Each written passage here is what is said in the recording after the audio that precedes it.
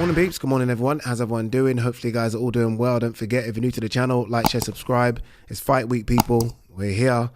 What are we, 5 days away from the big one? And fingers crossed, no issues, no problems, no injuries, no you know what. Because we were 3 days away last time and it all came crashing down. But I don't expect there'll be any problems this time round.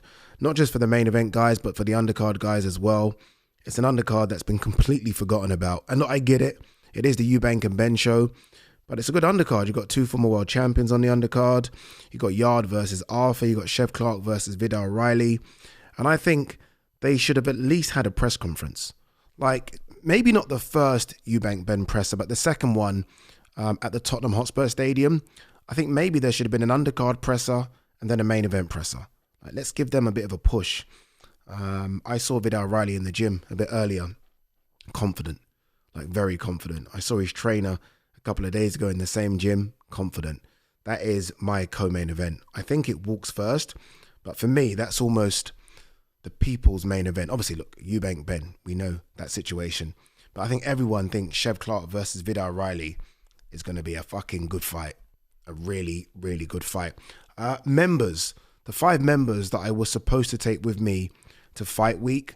Obviously, look, I don't think this is going to make up for it in any way, shape or form. But I am going to buy the pay-per-view event for all of you. So yeah, we'll get that sorted. I think it's a case of me just buying it and sending the link over to you guys. But we'll get that sorted in a couple of days. I will buy the pay-per-view for all of you. I am trying to get a ticket for one person as well.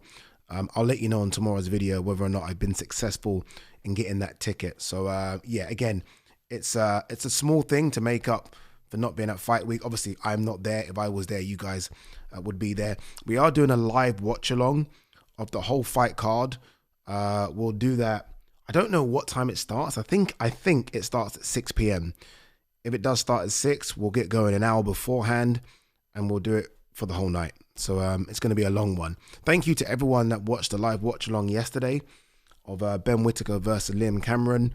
And let's now dive into that, because there has been a lot of talk surrounding that fight, the aftermath of that fight, who Ben Whittaker fights next. Did Ben Whittaker spit at Grant Smith? There's been so much. There's been so much. First and foremost, let's give Ben some credit. Whether or not you thought it was an early stoppage, and we'll get to it, it was a great finish. I mean, that sharpness, the speed, the timing, the overhand right, and then he went straight to the body, and then he landed a couple of big right hands. That was a good finish.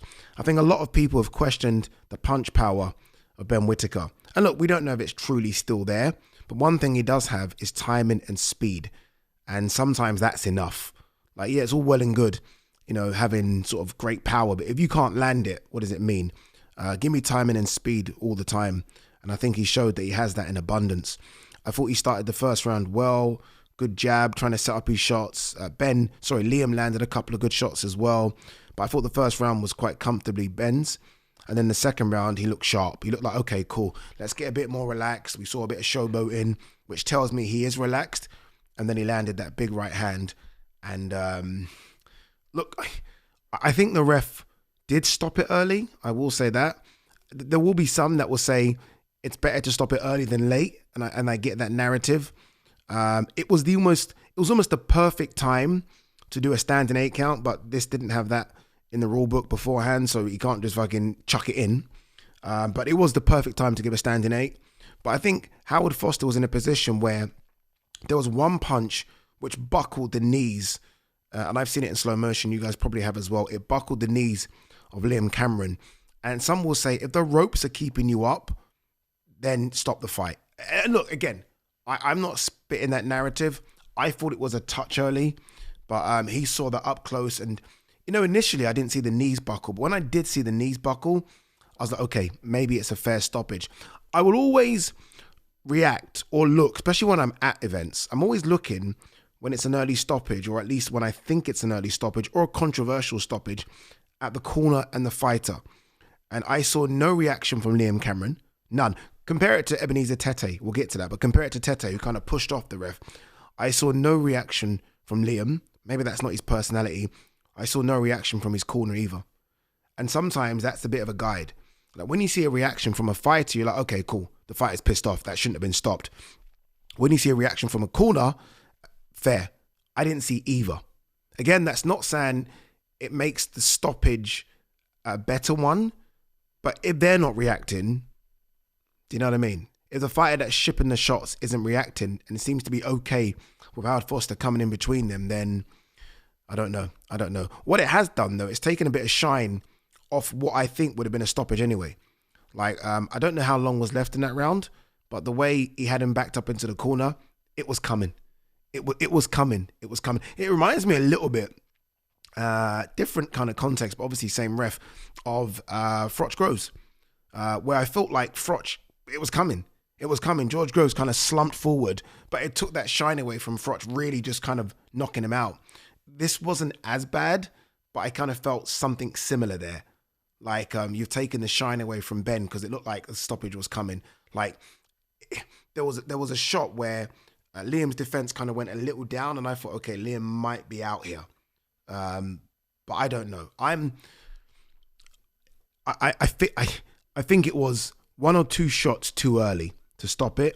But again, the narrative will be rather 1 or 2 shots too early than 1 or 2 shots too late. That's kind of the narrative. All right, let's talk about the aftermath. Look, I get, and this is, by the way, before we even get into it, I don't know Ben personally. I've only met him once. That was at the Riyadh card where I sat down and interviewed him. I don't have his phone number or anything like that. I do like him as a fighter. I think he's a great personality. The reason I say this is because I'm going to defend him a little bit here, and I don't want everyone to say, oh, you're defending him because you know him. I don't know. The outpouring of emotion can make you do silly things. And we saw the outpouring of emotion. We saw it in the ring. We saw it after when he was having his post-fight press conference and he started crying. It was just an outpouring of emotion. Now, fuck me, we're all human, aren't we? Sometimes it gets to you. He's had a lot of stick in the lead up to this fight. A lot of the stick. One thing I didn't like him doing was going over to Grant Smith. I know Grant Smith's a great guy. I didn't like that. But it was just an outpouring of emotion. And he went too far. He did. But fuck me, everyone's acting like he killed someone. And he didn't spit in Grant Smith's face. He didn't. We need to stop acting silly here. We know when someone spits at you and when someone goes and screams and shouts and a bit of shit comes out your mouth. There's a big fucking difference here. If he spat at Grant Smith, bang out of order, and everything that's coming his way should come his way. But I think we all can agree, whether you like him or don't like him, he didn't spit at him, right? So let's get that kind of clear. But he overreacted to the win. But again, it's emotional. It clearly was emotional.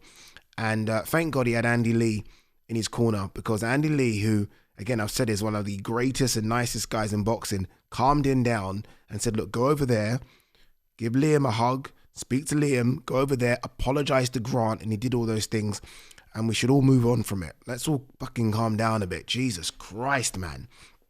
Like, some of the things I've seen ringside, I mean, you guys would have heart attacks about it then. As for this, there's clearly a dislike towards Ben. I've seen it. I've seen videos he's put up. I've read the comments. I've seen videos Boxer have put up. I've read the comments. I've seen tweets. I've read the comments. And 90% of it is strong dislike. And I don't get it. Guys, I don't get it. You need to explain it to me. Is he overconfident? Yeah. Is he a bit arrogant sometimes? Yeah. What's the problem? Does he have a bit of a personality? Yeah, that's a good thing. That's a good thing. Trust me. We need boxers with personality. I think, and this is the difference when I do American events and do UK events. There's a completely different narrative from the audience. The Americans love this. They love it. Honestly, I'm around all these boxers that are way more arrogant and confident than Ben, and the Americans lap it up. They want personalities. Us over here, I don't know what it is. We just seem to want people just to kind of all march the same way. I just find it baffling. I want people with personality. I want boxers with personality. That's what we need to grow the sport. I don't want boxers that are very, don't showboat in the ring. My favourite fucking fighter, got 2 favourite fighters. Nigel Benn, certainly not a showboater. Prince Nassim Hamad, the biggest showboater I've ever seen in my life.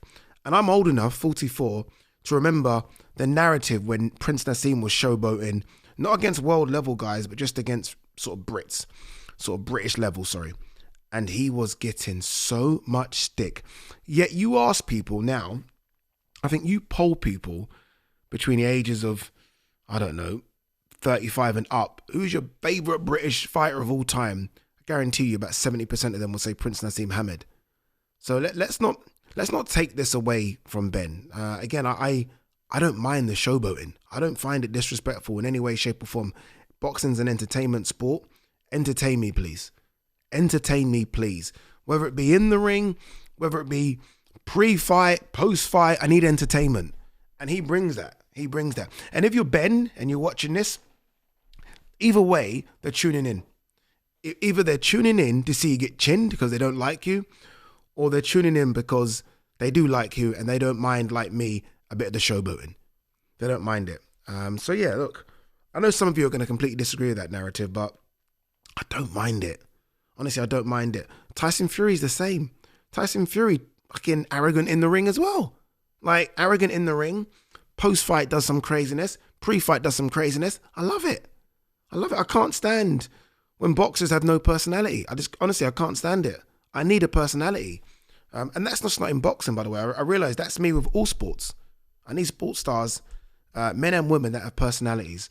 So Ben is going to have to get used to the stick that's coming his way because some people absolutely hate it. And again, I've looked at the comment section and I've seen it. People despise it. But don't go too hard on him for the outpouring of emotion after the win, because you guys know the amount of stick he was getting after the Liam Cameron fight the first time round. I mean, it's hard. It's hard. Like, sometimes, yeah, I've kind of gotten a bit of stick online, social media, and my God, I just want to fucking hide and run in a cave. He's got 1,000,000 times more than me. So I can't even imagine what it's like. I can't imagine what it's like to wake up and just see people say the worst things about you. Like, I saw something on Johnny Nelson's page where Johnny Nelson, Ben Whittaker was called the N-word. I'm like, you're waking up and seeing this? It's too much. Honestly, it's too much, far too much. As for what next for Ben, for me, it's got to be Lewis Edmondson. It's got to be the British and Commonwealth light heavyweight champion. I actually thought Lewis was lucky to beat Dan Aziz. I don't think he beat Dan Aziz in that fight, but it is what it is. He's had one fight after that. I think he fought last month. That has to be it for me. I want to be very clear that he's above British level, and the only way is to fight the British champion. And then we can start maybe chucking the names of Craig Richards and Willie Hutchinson. So the good thing for Ben in this country, it's actually quite easy to see where you are, because there are actually fighters that are at every level. So you've got guys that are British level, you've got guys that are European level, and our names, by the way, you've got guys that are world level, and you've got guys that I think are very high world level. Callum Smith being probably the top of the tree right now over here. So it's easy for him. As for Liam Cameron, not sure what Liam does. Ultimately, whether or not you think it's an early stoppage, a second round knockout's a bad defeat for him to take. We'll see. We'll see what he does. I mean, his name's now well known, so he can still get some really good fights. He's a very good fighter. He just got caught. He got caught by someone that had to win. Had to win. Like Ben Whittaker had to win this fight. There was no two ways about it. And he did. All right. Ebenezer Tete, that stoppage. That was early as well. Like, he was about himself, about his wits. Is that the right phrase? You know what I'm talking about, right? Like, Fraser Clark landed a big one. So the knockdown, fine. Okay, got him. Then as Fraser Clark's going in for the kill, he takes those shots. He covers up. He even tries to smother Fraser Clark. He's trying to hold on, so he's got his wits about him. And the referee says, no, enough's enough. Look, Fraser Clark was going to stop him anyway. But yeah, it's a bad stoppage. What does that mean for Dillian White? You kind of went sort of toe-to-toe, life and death with Ebenezer Tete. And Fraser got rid of him just like that. I think Fraser should want to get out again very quickly. Obviously, he wants to fight for the British title. again. David Adelaide is current British champion. David Adelaide and Jimmy TKV are going to go at it again. So when are they going to go at it? Maybe in the undercard of Fabio Wardley versus Jarrell Miller, or the undercard of Usyk versus Dubois. So you're looking at June or July, and they're not going to go out again then until the end of the year. If you're Fraser Clark, you need to go before that. You can't wait until the end of the year to have another fight, especially after a 2-round blowout. So if I'm Fraser Clark, I want to fight anyone on one of those cards. Just stay busy. Well, let's see if fucking Boxer can get him on one of those cards. Remember, those cards aren't Boxer cards, they're Queensbury cards. Boxer need to get busy. They need to get very, very busy. All right. Is there anything else to discuss? Look, there are loads of little bits. Sam Egginton, that decision over Lee Cutler pissed me off. It was a day of just weird decisions, wasn't it? Just a whole night of weird decisions. David Benavidez receives WBA world belt, still in line as mandatory challenger. I don't even know what that means, because Dimitri Bivol is the WBA champion, and he hasn't vacated that one. He vacated the WBC. Let's not forget. That's why Mauricio Suleiman was upset. I don't actually understand that. Was that an interim belt? What does that even mean? So look, Benavidez will fight someone, ideally Callum Smith, but we'll see. We'll see what happens. I spoke about this on my Car Diaries video. You guys check that out, please. Good video. Open not just to members, but to everyone. But that card of Balanga versus Hamza Shiraz, which is going to be the main event, makes no sense, that being above Shakur versus Zepeda, which is a world title fight. World title fight should always be above anything. But so anyway, you got that. You got you have Puello versus Sabril Matias on the card. David Morrell on the card. It's the same day though as Katie Taylor versus Amanda Serrano. Why? Why are we doing this? What's the point? I don't get it. Like, why try and hurt boxing? And that will hurt that card. No two ways about it. That will hurt that Netflix card. And then I think the day after is Usyk Dubois. So it's a busy, busy weekend of boxing. But yeah, it's a great card, isn't it? What an intriguing fight that is, by the way. Hamza Shiraz versus Edgar Berlanga. Intriguing. I ain't got a clue how that plays out. I ain't got a clue. All right, guys, girls. Peace.